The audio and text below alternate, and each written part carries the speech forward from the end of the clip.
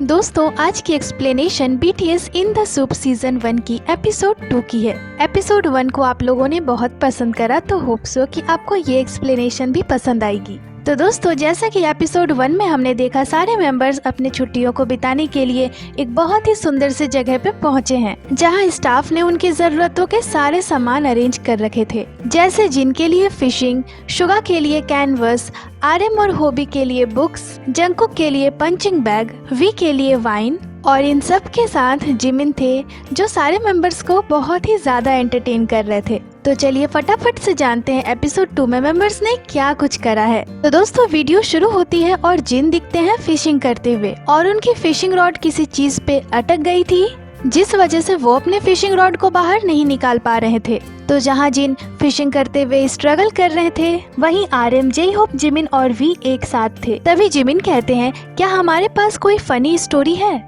हमें लेकर? पर यहाँ सभी अपने अपने काम को लेकर इतने ज्यादा बिजी थे कि बेचारे जिमिन के सवाल का तो कोई जवाब ही नहीं देता। तो फिर जिमिन एक ट्रू स्टोरी को बताते हैं, वो भी गाते हुए।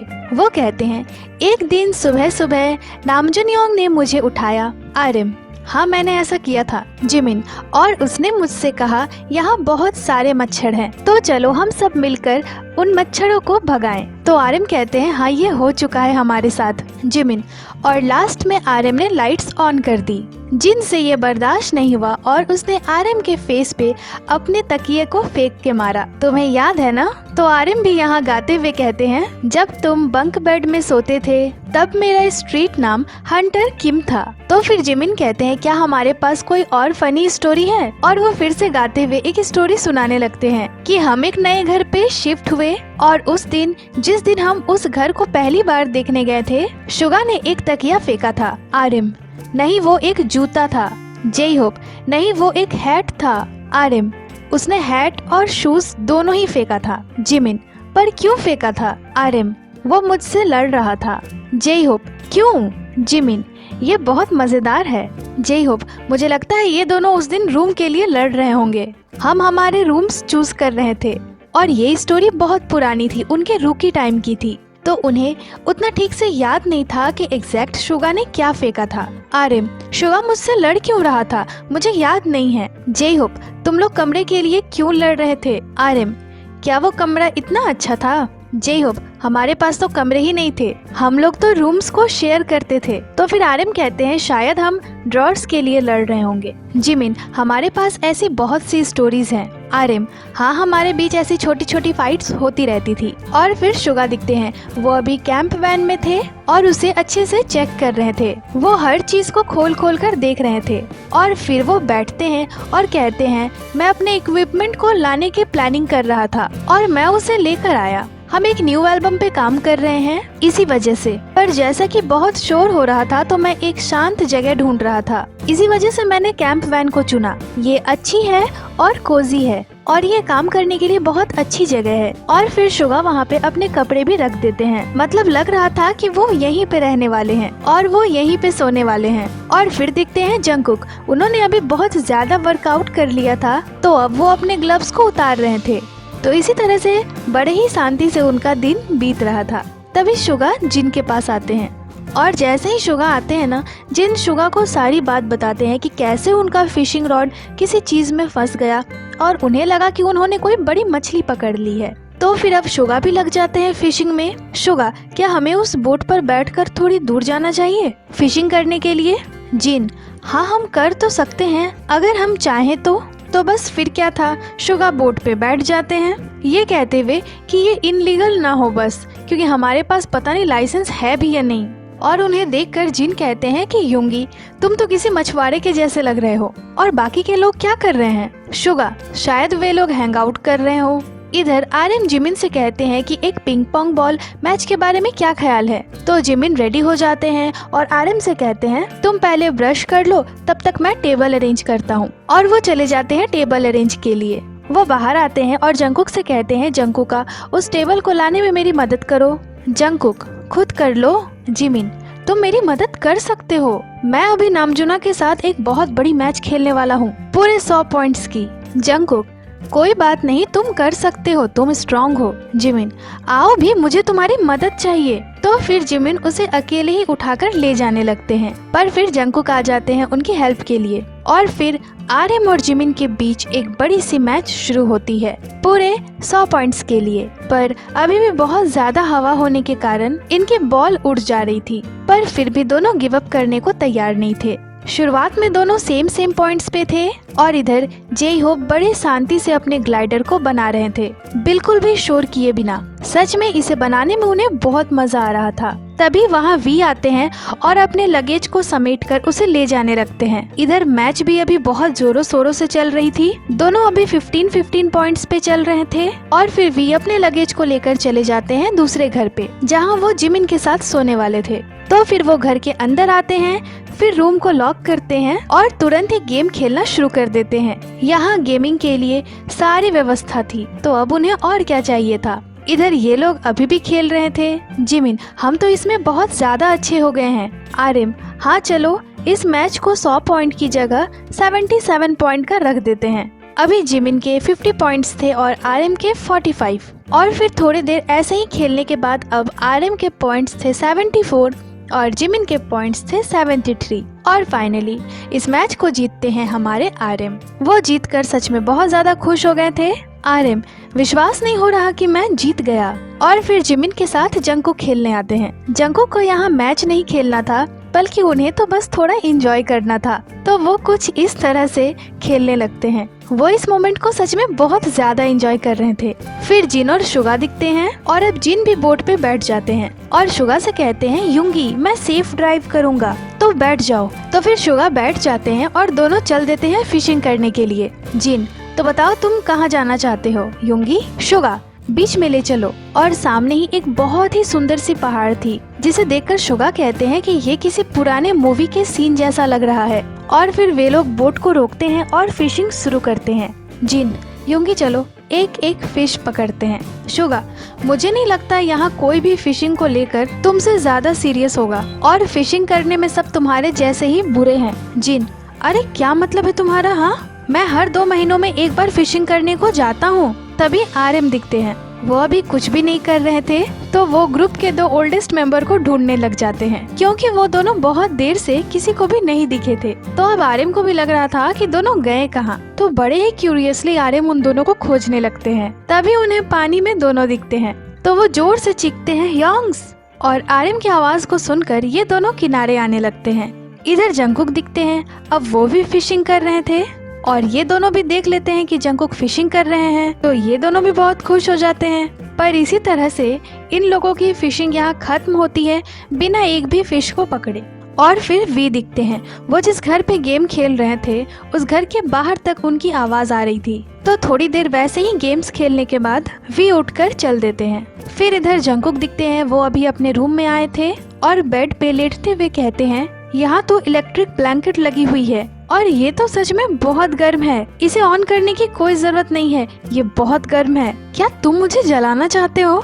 तो फिर वो उसे ऑफ करते हैं और फिर से अपने गिटार प्रैक्टिस पे लग जाते हैं। जंगकुक यहाँ कहते हैं कि मैं अच्छा गिटार बजाना चाहता हूँ, तो मैं बहुत प्रैक्टिस करूँगा। मैं ट्राई कर रहा हूँ, पर ये सच में बहुत मुश्किल है। मुझे नहीं पता कि क्या ये सभी के लिए इतना ही मुश्किल होता है, पर ये मेरे लिए तो बहुत मुश्किल है। सभी के दिमाग में ये पिक्चर तो आती ही है। मैं ना बॉनफायर के पास गिटार बजाना चाहता हूँ, तो मैं इसे बहुत प्रैक्टिस करने वाला हूँ, तब तक जब तक मैं अपने साथ एक गिटार ले जाने के काबिल नहीं बन जाता और मैं कोई भी सॉन्ग को बजा पाऊँ जो भी मैं चाहता हूँ। तो इसीलिए हमारे जंगकुक इतना ज्यादा प्रैक्टिस कर रहे थे। और फिर शुगा दिखते हैं। तो फिशिंग के बाद अब वो पेंटिंग करने आए थे और वो गाते हुए कह रहे थे कि मैं इस कैनवस पे क्या पेंट करूं। और फिर वो कुछ रैंडम चीजें पेंट करना शुरू करते हैं। सबसे पहले तो वो बैकग्राउंड को चेंज करते हैं और ये कैनवस सच में बहुत बड़ी थी। इधर अब जिन और जिमिन के बीच पिंग पोंग बॉल मैच हो रहा था।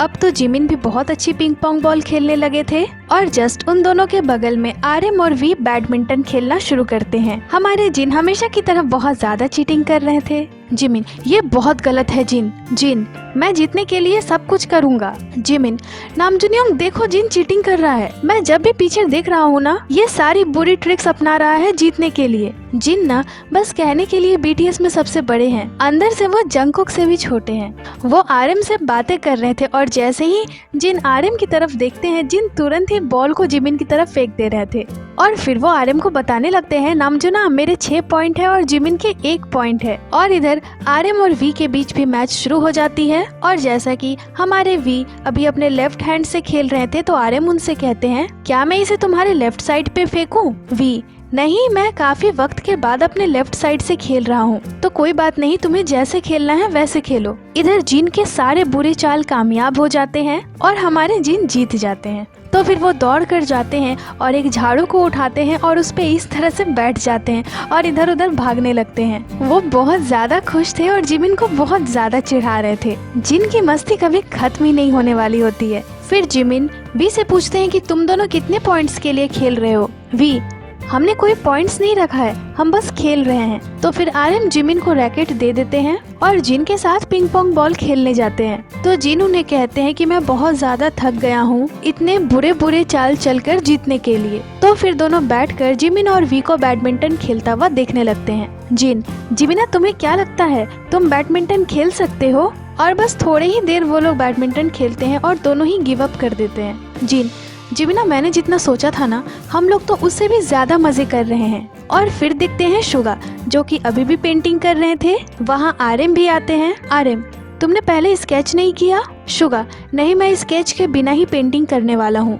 मैं अलग अलग कलर्स को यूज करने का ट्राई कर रहा हूँ। इधर जे होप और वी लगे हुए थे अब स्पेयर पार्ट्स जोड़ने में। और फिर आरएम बोट को देखने के बाद कहते हैं कि क्या ये पानी में डालने के बाद चलेगी? तो फिर क्या था, वी और आरएम अपने अपने बोट्स को उठाते हैं और उसे पानी में लेकर जाने लगते हैं। वी, मैं पहले अपने बोट को पानी में डालता हूँ। आरएम, ठीक है। और वी जैसे ही अपने बोट को पानी में डालते हैं वो स्टार्ट हो जाती है और फिर वो चलने लग जाती है, जिसे देखकर दोनों बहुत ही ज्यादा खुश हो जाते हैं। आखिर दोनों ने इतना ज्यादा मेहनत जो करा था। फिर आरएम भी अपने बोट को पानी में डालते हैं। दोनों यहाँ बहुत ज्यादा एंजॉय कर रहे थे। वी कहते हैं, ये इतना रिलैक्सिंग क्यों है? आरएम, हाँ बिल्कुल। और दोनों की बोट्स यहाँ इतनी दूर चली गई थी कि अब वापस ही नहीं आ पा रही थी। आरएम, लगता है बोट बहुत दूर चली गई है। वी, हाँ, हमें उसे वापस लाना होगा। आरएम, मुझे तो अपनी बोट दिख भी नहीं रही है। वी, वो रही वहाँ। तभी दोनों को दूर से अपनी अपनी बोट्स आते हुए दिखती है, पर अचानक से आरएम की बोट में कुछ हो जाता है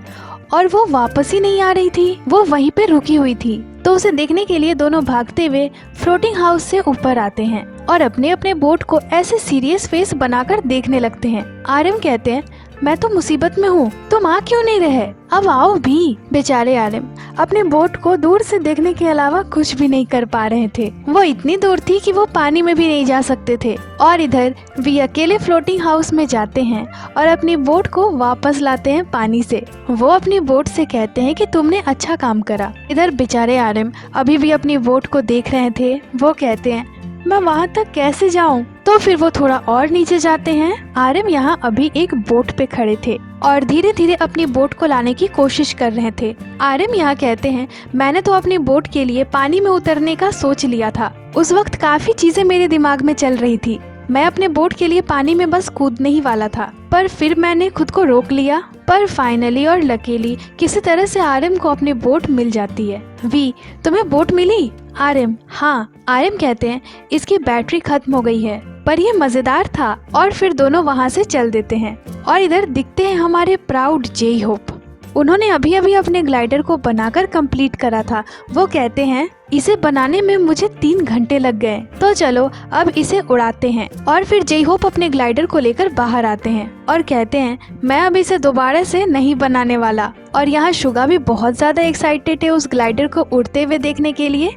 शुगा, जैसे कि हवा अभी इस ओर से आ रही है तो तुम इसे इस ओर से उड़ाओ। जे होप, मैं होप करता हूँ कि ये नदी में न गिर जाए। और फिर जे होप उसे उड़ाते हैं, पर अनफॉर्चुनेटली वो नहीं उड़ती। तभी वहाँ चीखते हुए जंगकुक आते हैं। जे होप, ये नहीं उड़ा। इधर जंगकुक भी आ जाते हैं उसे उड़ते हुए देखने के लिए। जे होप, मुझे पता नहीं है कि उसे उड़ाते कैसे हैं, पर ये लग बहुत अच्छी रही है। तो फिर से जे होप उसे उड़ाते हैं, पर वो फिर से गिर जाती है। और यहाँ 2 एक्सपर्ट्स थे जो जे होप को एडवाइस दिए जा रहे थे, पर इस बार सारे सर्कमस्टांसेस और सारे एडवाइसेस को फॉलो करते हुए जे होप ना अपने ग्लाइडर को फिर से उड़ाते हैं और लकीली इस बार वो उड़ जाती है। और जब वो उड़ती है ना तो जे होप किसी छोटे बच्चे की तरह उसके पीछे पीछे भागने लगते हैं। जे होप यहाँ सच में बहुत ही ज़्यादा खुश थे। जे होप बताते हैं कि मैं ऐसी चीज़ों को बनाने में बहुत बुरा था। जब मैं छोटा था तब ग्लाइडर के विंग्स को जोड़ने के दौरान मैंने उसे फाड़ दिया था।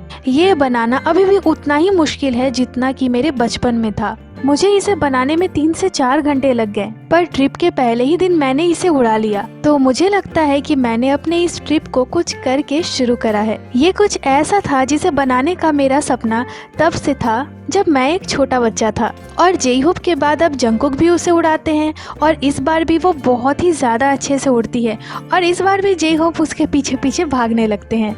फिर जे होप कहते हैं कि मैं कल भी इसे उड़ाऊंगा, मैं कल इस ग्लाइडर के रबड़ को बदल दूंगा। और फिर दिखते हैं हमारे जिन, वो अभी फिश कट कर रहे थे। वो यहाँ कह रहे थे प्लीज कोई तो आओ और मेरी मदद करो। तभी वहाँ जे होप आते हैं। जिन, ओ जे होप मेरी मदद करो। जे होप, तुम्हें क्या मदद चाहिए? जिन, क्या तुम एक बड़ी सी प्लेट ला दोगे? तभी वहाँ भागते हुए जंगकुक आते हैं और वो कहते हैं मैंने सुना कि जिन साशिमी बना रहा है, तो मैं आ गया तुम्हें परेशान करने के लिए। और अब जे होप और जंगकुक दोनों मिलकर एक बड़ी सी प्लेट ढूंढने लगते हैं, पर उन्हें कुछ भी नहीं मिलता। तभी जंगकुक कहते हैं जिनयोंग, क्या तुम मछलियों के छोटे छोटे टुकड़े करके उसे एक छोटे से प्लेट में नहीं रख सकते? जिन, अभी भी मेरे पास इसे रखने के लिए एक छोटी सी ही जगह है। जंगकुक, पर हमारे पास उतनी बड़ी प्लेट नहीं है। जे होप, क्या मैं तुम्हें 2 छोटे छोटे प्लेट्स दे दूं? जिन, हाँ ठीक है। तो फिर जे होप जिन के लिए 2 छोटे छोटे प्लेट्स लेकर आते हैं और दोनों यहाँ जिन को देखने लगते हैं। जिन यहाँ कहते हैं मुझे लगा ये अच्छा होगा अगर मैं इसे कर पाया तो, और अगर नहीं कर पाया तो भी कोई बड़ी बात नहीं होगी। मुझे नहीं पता था कि यहाँ सच में एक फिश टैंक होगा। तो जब मैंने उसे देखा था तो मैं पूरा सरप्राइज हो गया था। क्रू मेंबर ने हमें कहा था आप लोग उन चीजों के लिए बोलो जो आप लोग करना तो चाहते हो पर आपने कभी ट्राई नहीं किया है आज तक। जब आपने हमारा पहला इंटरव्यू लिया था तो मैं हमेशा से साशिमी बनाना चाहता था, तो मैंने इस फिश टैंक के लिए आप लोगों को बोला था और आपने इसे अरेंज करा, इसके लिए आपका बहुत बहुत शुक्रिया। और फिर जिन किचन में आते हैं और जे होप और जंगकुक बहुत केयरफुली जिन को देख रहे थे। और फिर दिखते हैं 2 बेस्टी, जिमिन और वी। दोनों अभी कैरियोके का मजा ले रहे थे और बहुत पुराने गाने गा रहे थे। फिर शुगा भी किचन में आ जाते हैं और कहते हैं अब तो डिनर बनाने का वक्त भी हो गया है, तो क्या मैं कुकिंग शुरू करूं? जे होप, तुम क्या बनाने वाले हो? शुगा, हमारे पास बहुत सारे ऑप्शंस हैं। तो फिर जे होप भागते हुए आते हैं और आरएम से गार्बेज बैग मांगते हैं, तो आरएम उन्हें दे देते हैं। आरएम, वे लोग ऊपर वाले घर पे क्या कर रहे हैं? जे होप, वे लोग साशिमी बना रहे हैं। तो फिर आरएम भी वहाँ आ जाते हैं। शुगा, वैसे हम लोग डिनर में क्या खाने वाले हैं? जंगकुक, मुझे तो यहाँ बहुत सारी राइस दिख रही है और इसे देखकर लग रहा है कि हमारे पास इंस्टेंट राइस नहीं है। जे होप, फिर तो हमें इन चावलों को उस बड़े से कढ़ाई पे पकाना होगा, पर इसमें सच में बहुत वक्त लगेगा। जंगकुक, क्या हम लोग किसी पॉट का इस्तेमाल नहीं कर सकते? जे होप, हमें राइस कुकर में इसे पकाना चाहिए। फिर आरएम दिखते हैं, वो अभी अपने रूम में आते हैं और शांति से बैठकर किताब पढ़ने लगते हैं और बाकी लोग इतना ज्यादा शोर कर रहे थे कि उनका आवाज आरएम के कमरे तक आ रहा था। फिर जिन दिखते हैं, वो अभी कह रहे थे चलो एक और फिश पकड़ते हैं। जंगकुक, नहीं। जिन, पर तुम्हें ये पसंद आएगा जब तुम इसे खाओगे तो। जंगकुक, हम एक दिन में इतनी मछलियाँ नहीं खा पाएंगे। जिन, पर ये टेस्टी होगी और हम 7 लोग हैं। तो जिन यहाँ बहुत ज्यादा फोर्स करने लगते हैं, तो जंगकुक कहते हैं फिर तुम खुद ही इसे बनाना। जिन, ठीक है। तो फिर जंगकुक, तुम मेरे साथ चलो। तो जंगकुक जाने लगते हैं। तभी जे होप कहते हैं जंगकुक पानी देना तो। जिन, नहीं, जंगकुक अभी मेरा है। तो जे होप हंसने लगते हैं और इसी तरह से कुकिंग टीम 2 पार्ट में डिवाइड हो गई। जंगकुक चाकू लेकर बाहर आते हैं और उसे धार करने लग जाते हैं। पता नहीं, पर जंगकुक को ऐसा करने में बहुत ज्यादा मजा आता है। अभी रिसेंट ही लाइव में भी वो चाकू धार करते हुए ही दिखे थे। फिर यहाँ जंगकुक को ऐसा लगता है कि कुछ तो गड़बड़ है, तो फिर जंगकुक अपने फोन में देखने लगते हैं कि चाकू को कैसे धार करते हैं। और यहाँ अंदर जिन चाकू ढूंढ रहे थे कि अभी जो चाकू उन्होंने निकाल कर रखा वो गया किधर। तो फिर जिन उसे हर जगह ढूंढने लगते हैं और जब वो नहीं मिलती तो फिर जिन बाहर आते हैं और फिर जंगकुक को देखकर कहते हैं कि तुम क्या कर रहे हो? जंगकुक, चाकू धार कर रहा हूँ। जिन, ओह तो ये यहाँ पे है। मैं इसे कितना ढूंढ रहा था। और फिर वो हंसने लगते हैं और पूछने लगते हैं कि ये धार हुआ या नहीं। तो फिर यहाँ जंगकुक उस चाकू से ही पूछने लगते हैं कि तुम धार हुए कि नहीं। और फिर से जिन जाते हैं और एक मछली पकड़ते हैं। और फिर दिखते हैं शुगा और जेई होप। ये दोनों अभी एक कुकिंग शो देख रहे थे जब तक उनकी राइस पक रही थी। और यहाँ ये लोग डिसाइड करते हैं कि कल ये लोग किमची फ्राइड राइस बनाएंगे लंच में। और फिर ये दोनों भी बाहर आ जाते हैं और उस बड़ी सी कढ़ाई को देखकर कहते हैं हमें इसे धोना होगा क्योंकि हमारे पास कोई और ऑप्शन नहीं है। और जैसा कि आरएम काफी देर से बुक्स पढ़ रहे थे तो अब वो भी इसे यहीं पे एंड करते हैं और बाहर आते हैं और कहते हैं क्या तुम लोगों को मेरी कोई मदद चाहिए। तो जिन कहते हैं तुम बस खाने को एंजॉय करना। आरएम ठीक है, खाने के बाद मैं साफ सफाई कर दूंगा। फिर वी और जिमिन दिखते हैं। वे दोनों अभी पिंग पोंग बॉल खेल रहे थे। अभी वी के 8 पॉइंट्स थे और जिमिन के 6। यहाँ वी जीत जाते हैं और जिमिन ने यहाँ वी के साथ कुल 5 मैच खेले थे और जिमिन 5 मैच में हारे थे। तभी वहाँ आरएम आते हैं और जिमिन कहते हैं कि जैसे कि वी चैंपियन है तो अब मैं और आरएम एक साथ खेलेंगे 77 पॉइंट्स के लिए। वी क्या 77 पॉइंट्स, फिर मैं भी खेलूंगा। जिमिन फिर इसे 30 पॉइंट्स का कर देते हैं। वी नहीं, अच्छा रहेगा कि हम इसे 11 पॉइंट्स का करते हैं। जिमिन ठीक है, फिर तुम पहले खेलो। तुम पहले 11 पॉइंट्स के लिए खेल लो, फिर मैं और आरएम 77 पॉइंट्स के लिए खेलेंगे। तो फिर वी और आरएम मैच शुरू करते हैं। तभी जिन और जंगकुक दिखते हैं। जंगकुक यहाँ कहते हैं कि हमें तो एक साशिमी रेस्टोरेंट खोलना चाहिए। शुगा फिर तो तुम्हें फिशिंग में अच्छा होना होगा और मैं तुम्हें एक अच्छी नाइफ भी गिफ्ट कर दूंगा। बाय द वे, हम आज रात कहाँ डिनर करने वाले हैं? क्या हम बाहर खाएंगे? तो फिर ये दोनों भी उनकी बात पे एग्री करते हैं और इस जगह पे ये लोग आज डिनर करने वाले थे। फिर जंगकुक बाहर आते हैं और दरवाजे को अच्छे से बंद कर देते हैं ताकि बग्स अंदर न जाएं। और जिस जगह पे वे लोग खाने वाले थे वहाँ काफी सारे बग्स थे तो जंगकुक उन्हें बड़े प्यार से हटाने लगते हैं। और थोड़ी ही देर में अब इनका डिनर भी ऑलमोस्ट बनकर तैयार हो चुका था और शुगा उसे बाहर टेबल पर ले जा रहे थे। पर जैसा कि जंगकुक ने दरवाज़ा बंद कर दिया था तो शुगा कहने लगते हैं अरे कोई दरवाज़ा तो खोलो। तभी जेहूप वहाँ भागते हुए आते हैं और दरवाजे को खोलते हैं। फिर आरएम और जिमिन दिखते हैं। वे लोग अभी भी 77 पॉइंट्स के लिए अपने मैच को खेल ही रहे थे। दोनों के बीच में एक जबरदस्त मैच चल रही थी। आरएम के अभी 27 पॉइंट्स थे और जिमिन के 25। तभी वहाँ वी आते हैं और उन दोनों को डिनर के लिए पूछते हैं पर दोनों में से कोई भी रिस्पॉन्स नहीं करता।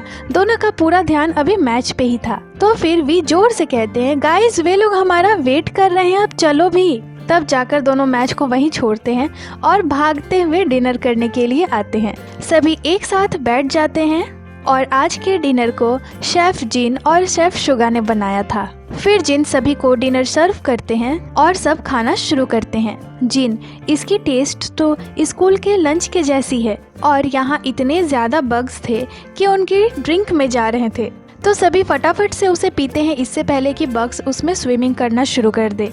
सब यहाँ अपने पहले दिन के डिनर को बहुत ज़्यादा एंजॉय कर रहे थे। जेहोप अगली बार मैं ना ब्लैक टी शर्ट पहन कर आऊँगा। जिमिन क्यों? जेहोप खाने के छींटे मेरे पूरे टी शर्ट में पड़ रहे हैं। तभी वी पूछते हैं कि फिश कैसी बनी है।